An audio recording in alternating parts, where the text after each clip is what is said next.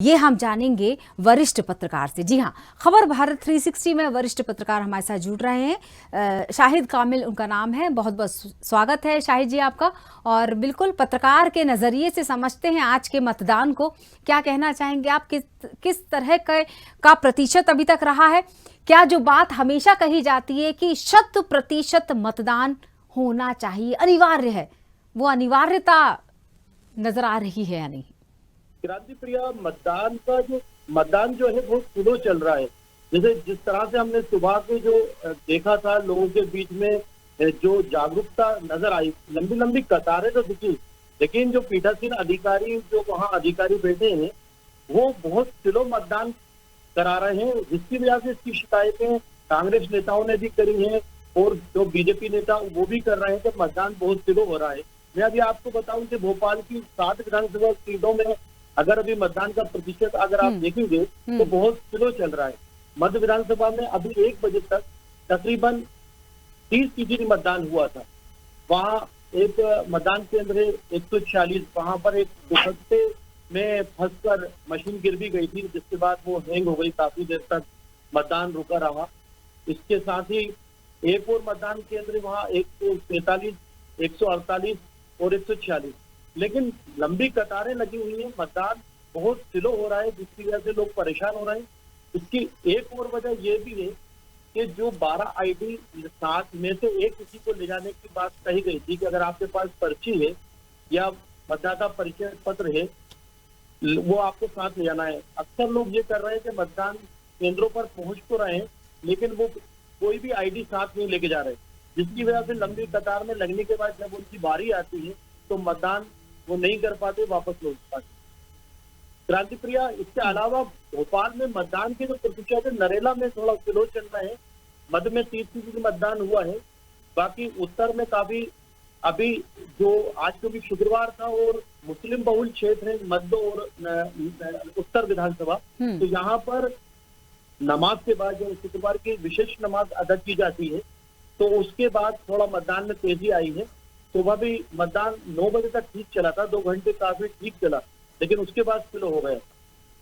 मतलब ये कहा जाए कि जो वर्किंग आवर्स है, हालांकि अवकाश की बात कही गई है, लेकिन फिर भी कहीं ना कहीं जो लोग पहुंचे होंगे तो वो या तो 9 बजे के पहले पहुंच गए होंगे मतदान केंद्र तक, और अगर वो किसी कारणवश लेट हो रहे होंगे तो उन्होंने अपनी जिम्मेदारी को वहीं छोड़कर और दूसरी जिम्मेदारी को निभाने के लिए वहां से निकल चुके होंगे।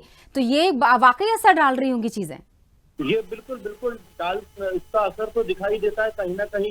कुछ मतदान केंद्र जो हमने देखे हैं वहां पर एक भी मतलब बंदा नहीं है, खाली पड़े हैं। कुछ मतदान केंद्र है वहां पर लाइन लगी हुई है, और मतदान करने के लिए जिस तरह से जागरूक होना चाहिए उस जागरूकता को फैलाने के लिए काफी कोशिशें भी की गई, प्रशासन की तरफ से भी कोशिश की गई, और आम लोगों ने भी काफी ड्राइव चलाकर लोगों को जागरूक किया। उसका कुछ असर दिख तो रहा है। पहले बार के जो मतदाता हैं, जो पहली बार वोट डालने गए हैं, उनमें काफी उत्साह नजर आ रहा है। जी बिल्कुल। मध्य प्रदेश में अगर महिला मतदाताओं के रुझान की बात करूं, जी शाहिद जी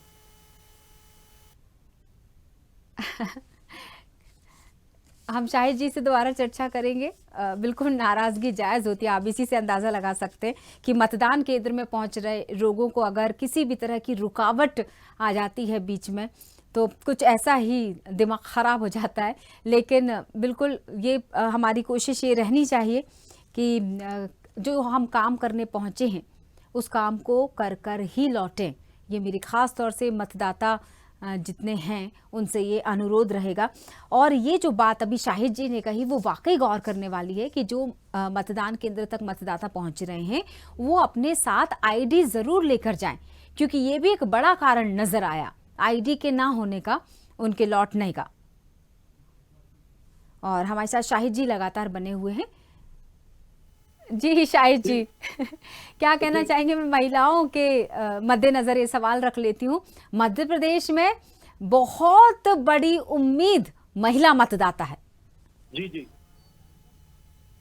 बिल्कुल सही कहा आपने। महिलाओं का इस बार काफी बड़ी जिम्मेदारी है, महिलाओं की बड़ी तादाद है, और जिस तरीके से महिलाएं भी आगे बढ़कर, अभी अगर हम पूरे मध्य प्रदेश पर नजर डालें तो मैंने काफी जगह का इनपुट मिला है, लंबी लंबी कतारों में महिलाएं नजर आ रही हैं।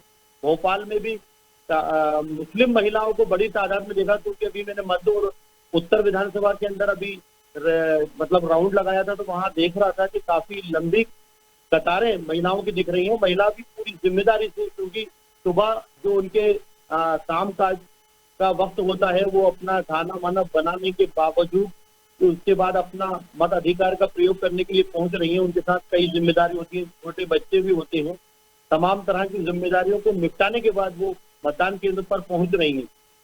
बिल्कुल, कितना जरूरी हो जाता है जागरूकता अभियान।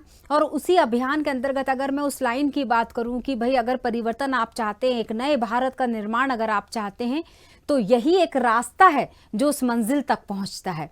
तो वोट करना तो बेहद जरूरी है। निश्चित तौर पर क्रांति प्रिया, जागरूकता होना बहुत जरूरी है। और इस बार कोशिश भी की काफी, यहाँ भोपाल में कलेक्टर ने भी एक जागरूकता रैली निकाली और तमाम अलग अलग फोरम पर और प्लेटफॉर्म के ऊपर जागरूकता करने के लिए कि मतदान के प्रति लोग जागरूक हों, ड्राइव चलाए गए। लेकिन ये जरूरी है कि मतदान को या चुनाव को मजाक नहीं समझना चाहिए। मतदान और ये चुनाव जो है वो आपके आने वाले भविष्य को तय करता है। आगे आने वाले 5 साल को आपको तय करता है कि आपको क्या मूलभूत सुविधाएं चाहिए, उसके लिए आपको क्या जरूरत महसूस होती है। वो आप किस प्रतिनिधि को चुन रहे हैं, कौन सा प्रतिनिधि है कि वो आपका ऐसा प्रतिनिधि हो जो आपकी आवाज सुन सके, आपकी प्रॉब्लमों को समझ सके, विकास जहां जरूरत है हमारे शहर की वो विकास हो सके। बिल्कुल शाहिद जी, जनता को बरगलाने की भी बेहद कोशिश की गई। हम आज के इस वाक्य से समझ लेते हैं, अगर मैं मुरैना की दिमनी की बात कर लूं या मैं कहीं कहीं विवाद होने वाली स्थितियों की बात कर लूं, फायरिंग की बात कर लूं, अगर हम दूसरे क्षेत्रों की अगर हम बात करना चाहें, तो ये क्रम तो रुका ही नहीं। मतलब ये पता था कि ऐसी स्थितियां तो बननी ही है और इन्हीं स्थितियों के बीच में मतदान भी करवाना है। बेशक आपने बिल्कुल कहा। निश्चित तौर पर ये कहीं ना कहीं प्रशासन की मतलब इसमें उदासीनता है। प्रशासन को पूरी तरह से ऐसी व्यवस्थाओं से, ऐसी स्थितियों से निपटने के लिए पूरे व्यापक प्रबंध करना चाहिए था और उनको देखना चाहिए था कि जहां ऐसे न्यूसेंस है, जहां संवेदनशील मतदान केंद्र है, जहां पर ऐसी संभावनाएं है, क्योंकि इनका CID का भी इनपुट होता है, इनके पास IB का भी इनपुट होता है, तमाम तरह की जो खुफिया एजेंसियां भी काम करती हैं, इनका इनपुट खुद का सियासी पार्टियों का भी होता है। सॉरी, लेकिन अगर वहां पर हम पहले से अगर तैयार नहीं रहते हैं ऐसी स्थितियों से निपटने के लिए, तो इसमें कहीं ना कहीं मैं प्रशासन की उदासीनता और लापरवाही मानता हूँ। EVM मशीन का आप जिक्र कर रहे थे। हम तकनीकी युग में अगर इस तरह की बातों को बचपने में ले सकते हैं क्या? क्योंकि क्या ऐसा नहीं हो सकता कि हम इस मुद्दे को पूरी तरह से खत्म कर दें? क्योंकि हर बार जब भी चुनाव का जिक्र होता है, चुनाव शब्द के साथ EVM मशीन और EVM मशीन की खराबी, ये अपने आप वाक्य जुड़ जाता है। बेशक ये बात सही है क्रांति प्रिया के। मशीन का मामला ये होता है कि कई बार मशीनें खराब हो जाती हैं। जैसे मैं आपको सॉरी आज ही की बात बताऊं कि 140 मतदान केंद्र है, वहां पर एक महिला जब वोट डालने के लिए जा रही थी तो उनके दुपट्टे में अटक कर वो मशीन नीचे गिर गई थी। तो थोड़ी देर, काफी देर तक मतदान रुका रहा और वहां हैंग हो गए।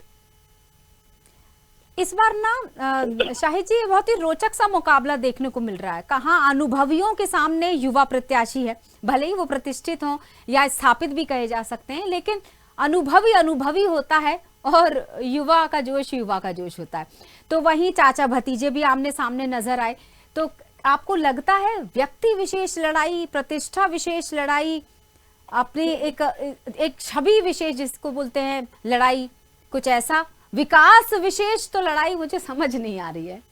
नहीं, निश्चित तौर पर एक बहुत अच्छा माहौल क्रांति प्रिया देखने को मिला भोपाल में कि 7 विधानसभा में कहीं भी किसी तरह का कोई सांप्रदायिक जैसी कोई स्थिति हमें नहीं देखने को मिली। पूरा जो चुनाव था वो 2 पार्टियों के बीच, जो 2 प्रमुख पार्टियां हैं उनके बीच ही रहा। आप अगर उत्तर विधानसभा की बात कर रही हैं तो उत्तर विधानसभा के अंदर 3 कांग्रेस बागी वहां चुनाव मैदान में थे। उसमें विधायक आरिफ अकील के जो भाई भी अपने भतीजे के सामने थे, आतिफ अकील के सामने, और वो तीनों बागी विधायक उम्मीदवार होने के बावजूद मुझे जहां तक जो लगा कि पूरा चुनाव जो है उत्तर विधानसभा में भी कांग्रेस और बीजेपी के बीच ही हो रहा था।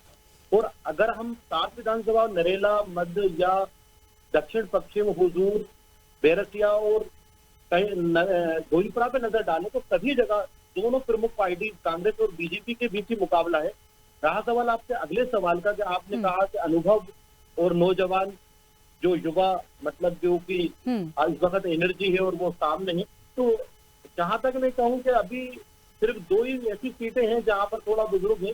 पहली बार जैसे गोविंदपुरा में हम बात कर रहे हैं तो वहां रविंद्र झुमरवाला चुनाव लड़ रहे हैं। कृष्णा गौर एक पहले की एमएलए वर्तमान विधायक थी।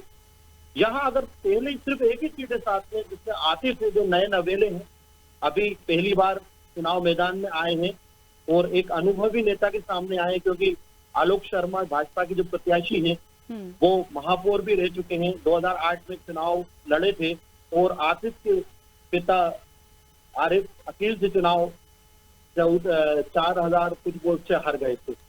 बाकी हुजूर और बात करें तो वहां पे भी नरेश गंचंदानी और रामेश्वर शर्मा दोनों ही परिपक्व हैं।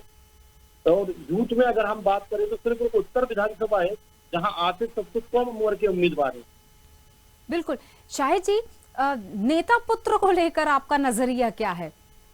क्योंकि ये एक नाराजगी का कारण बन सकता है और फिर वो जो दखल होता है वो पार्टी को छिन्न भिन्न कर देता है।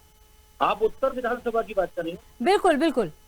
नहीं, निश्चित तौर पर कुछ ना कुछ तो असर पड़ेगा, क्योंकि आरिफ अकील के जो भाई थे आमिर अकील, वो 30 साल से उनका चुनाव मैनेजमेंट देखते थे, उनके साथ रहते थे। आरिफ अकील ने खुद अपने बयान में कहा है कि मैं तो नाम का विधायक था, काम के विधायक तो आमिर अकील थे। तो निश्चित तौर पर इसका असर तो देखने को मिलेगा, लेकिन मैं ये नहीं जानता हूं कि इतना असर नहीं होगा कि पूरा चुनाव कांग्रेस और बीजेपी के बीच है।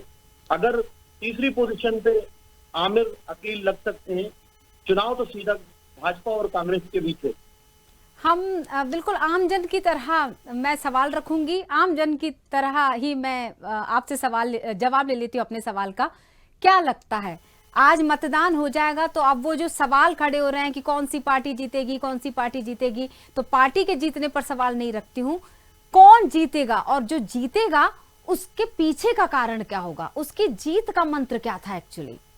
देखिए, जीतने के लिए तो क्रांति प्रिया एक ही सवाल है कि जो जनता के बीच रहता है वो जीतता है, जो विकास करता है वो जीतता है।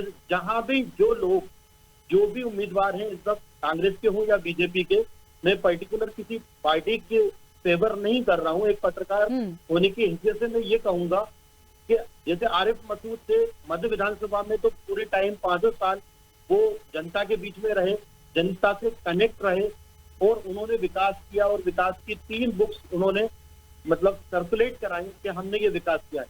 अगर मैं बात करूं हुजूर विधानसभा की, तो रामेश्वर शर्मा पूरे टाइम तक सक्रिय रहे, उन्होंने 5 साल लगातार काम किया, लोगों के बीच में रहे तो सक्रिय रहे।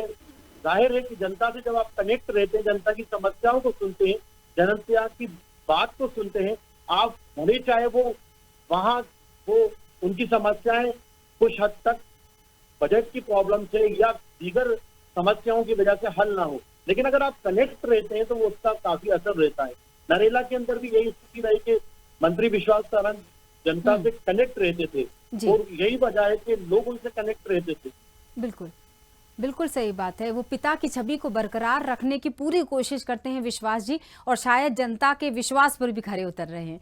बहुत बहुत शुक्रिया हमारे साथ जुड़ने के लिए। शाहिद कामिल जी हमारे साथ जुड़े हुए थे, वरिष्ठ पत्रकार हैं।